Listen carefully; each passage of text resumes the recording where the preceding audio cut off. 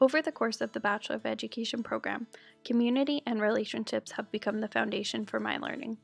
Before entering into the program, I used to think that a teacher was the knowledge keeper, and teachers merely taught students the content they needed to know.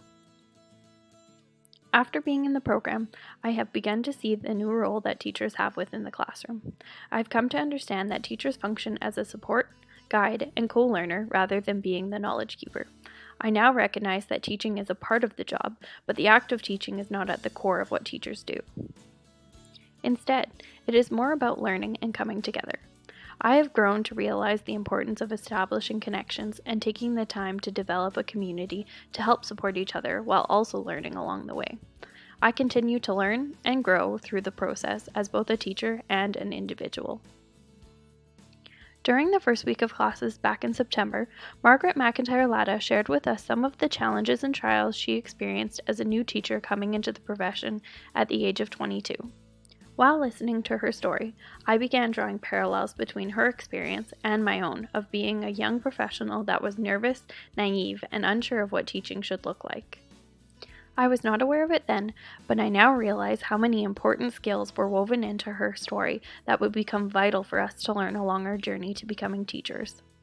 First off, Margaret connected her students, us, by demonstrating the ability to reflect on personal experiences. She was able to express challenges that she faced and share some of her learned strengths and stretches.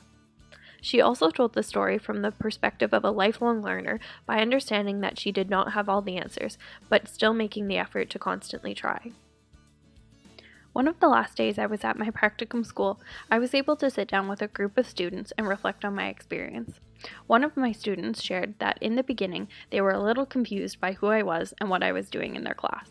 This student followed up their comment by sharing that once they got to know me and I got to know them, this feeling completely changed. I feel as though this was a perfect example of why those connections are so instrumental in the classroom. It was completely normal for these students to question who I was and what I was doing in their classroom because I was a total stranger to them. But after getting to spend time with them and build on our connections, we were able to learn together. I think that if I had not taken the time to get to know the class, my experience would have looked very different. Shifting back to Block 1, some of my takeaways were understanding the importance of teaching through experience, maintaining connections with students, building community, continuously reflecting and growing as a lifelong learner.